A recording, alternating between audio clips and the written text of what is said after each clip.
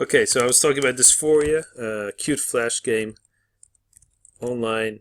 Um, if you look well enough, you'll be able to find that it's free, even though the maker now has a website asking, I don't know, $5. And it's a cute, heartwarming story. Another flash game with a awesome story I love is Every Day the Same Dream. You can play that for free if you use the term Every Day the Same Dream. It's about somebody who goes to work or tries to go to work and finds out that it's always the same mundane existential crisis.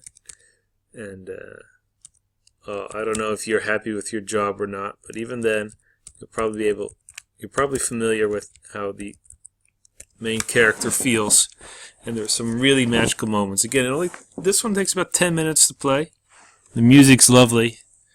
It's truly a work of art. I rarely come across a story that's only 10 minutes long and tells me so much, makes me feel that much. Okay, I think this is the hardest fight. Yeah, there we have him. Okay. Well, time to wait. We're going to cast Bolt 3. I think that does the most damage against them. Now, I wish... Now we're going to cast Haste 2. And definitely Shell. No need to cast Will. Whoa, whoa, whoa. Take it easy.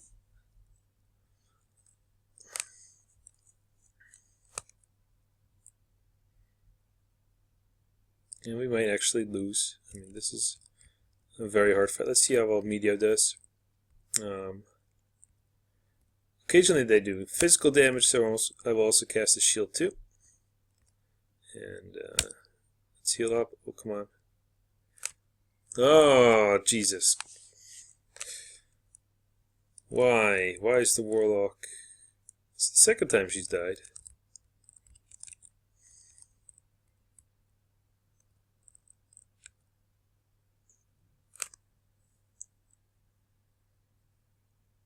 Is there actually a point of doing both three, one at a time, because they regenerate 10% of the life, and if they have 4,000 hit points, well, that means they just regenerate it. So maybe I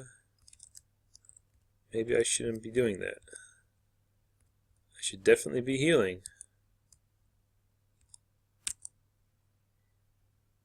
I can't afford to lose the rogue either. Come on. Once one of them dies, things start getting easier, right?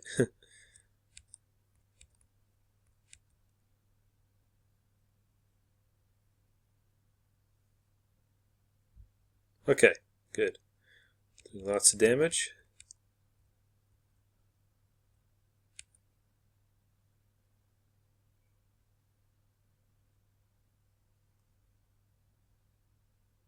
"20 hits. Huh. About that.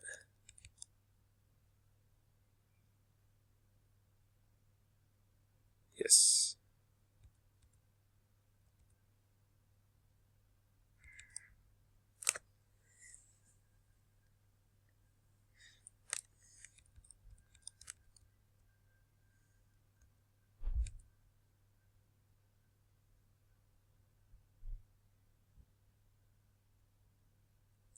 Okay, we made it.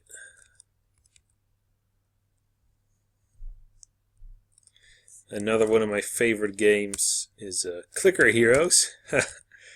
I feel somewhat ashamed saying that, but it's not a really dumb game, even though now I'm in the late game. And, hey, the gold... Well, I don't know. The late game is kind of dull, I have to admit. But even though it's a passive game, you make a lot of interesting choices. Especially when you start getting ancients. And ancients give you passive background buffs. So you're basically saying, hey, this is the kind of way I want to get further and further in the game. And in your play style. Well, not much of playing, but mostly it's either clicking and using hero powers, or just being passive. We're trying to find a good mix of the two. I don't know. Playing hit-click heroes, I really feel like the choices I make a big difference. Oh, almost level up. And I love that feeling that I can make a choice that will help my play style. That makes me feel really awesome. And this game, Final Fantasy Ultra Championship Edition, is full of it too. Right? No, actually, the choices you make support your play style, but they're not create your play style. So it's a little bit different. It's kind of like choosing talents in Diablo and Warcraft and Civilization. You have also things like that. So yeah, Civilization, also love that, especially the quicker version. What's it called again? Revolution. Yeah, I don't want my Revolution. I mean, I enjoy the occasional 60-hour campaign, but most of the time I want it to be about 5 hours. Oh, this is really easy. Yeah, I decreased the numbers of them, but this is, well, got lucky. Still hurting us.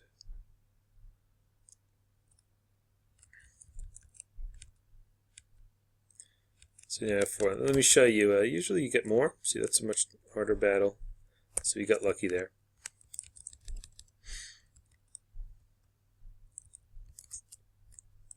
Oh. So Civilization Revolution, it's what Civilization does, but quicker. More meaningful choices, less stupid things like building roads. It's all a bit quicker, less technology, so you get to the good parts earlier.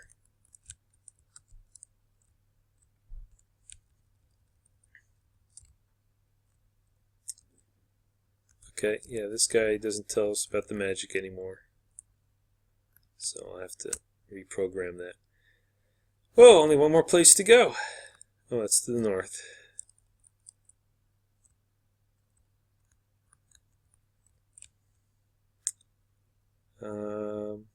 We can get items in the towns.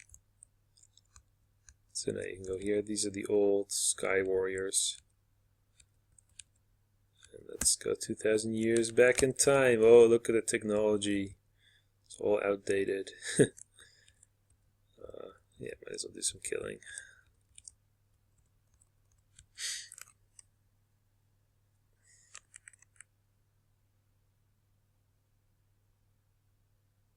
None of them died? Ooh. Okay.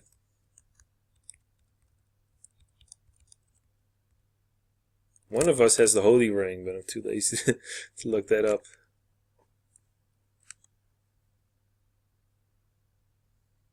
Some of them will die now, right?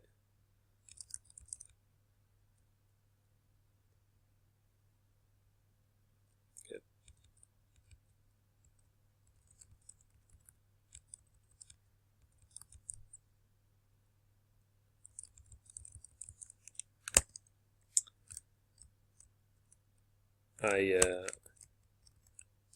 I've played a lot of the Final Fantasy series. I enjoyed them until, well, actually, I just couldn't get into 12. That's the thing. What am I doing? I'm going to flare this fellow. I'm going to haste you, Michelle. Yeah, no, I played Final Fantasy 1 a lot, obviously. Part 2 I almost beat. I think I got about 3/4 of the game before I just tired of it and forgot about it. I played the Game Boy Advance version. The NES version was too much for me. Just, a lot of people don't like it. So, and neither did I. Didn't like Part 3 that much either, so I didn't finish that. Part 4 I did beat.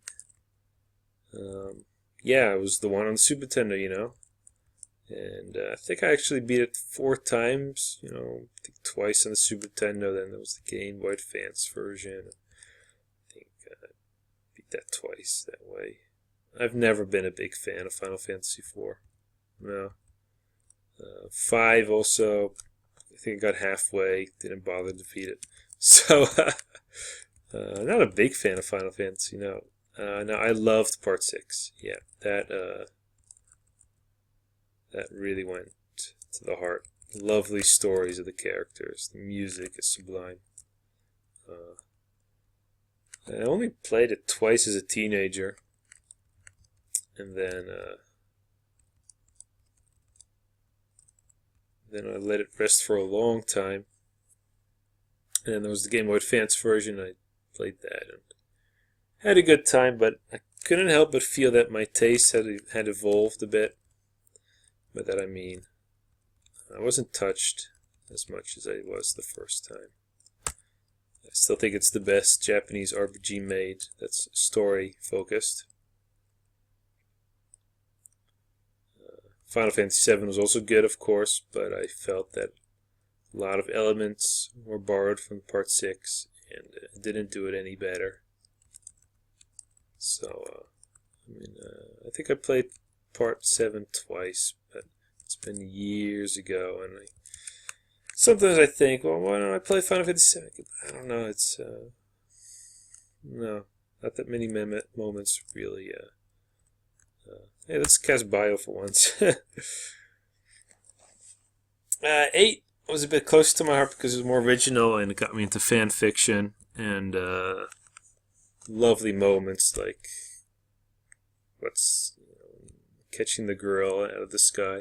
I had a crush on Cypher. He's a lovely fellow. And but to me, Final Fantasy VIII was mostly done online. The stories.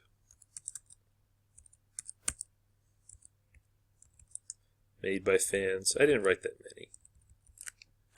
I was more of a reader.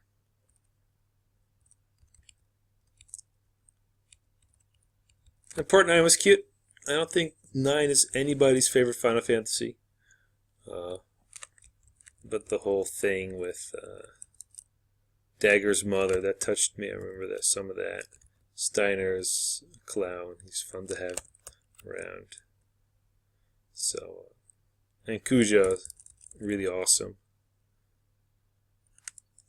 And I didn't like 10 that much. I loved leveling up in 10. I thought the leveling up system was really neat.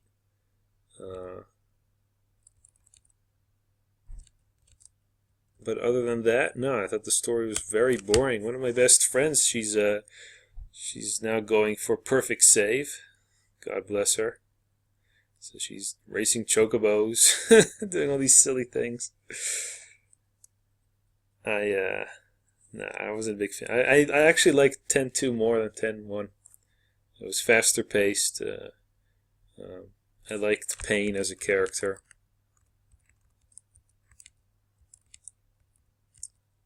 I thought she was very interesting.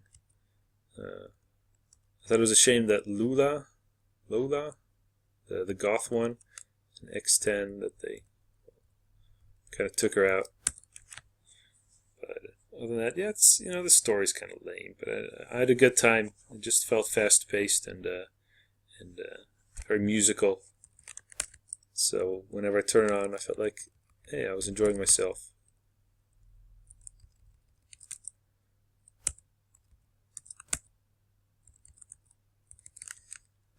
And then I tried 12, didn't get very far. I just didn't like the style. I mean, I liked Vagrant Story's art style. I loved it, actually. I didn't understand how to upgrade weapons at the time, though. Back then, there wasn't that much of an internet. So I got stuck there. Never looked back. Quite a shame. But Final Fantasy 12, I don't know, just didn't get into it. And 13, never played that. Okay, we're running out of time. Just run away from this one. And so I can say goodbye to y'all. We're in the Temple of Fiends. We probably won't beat it next video. But see you then. Anyway.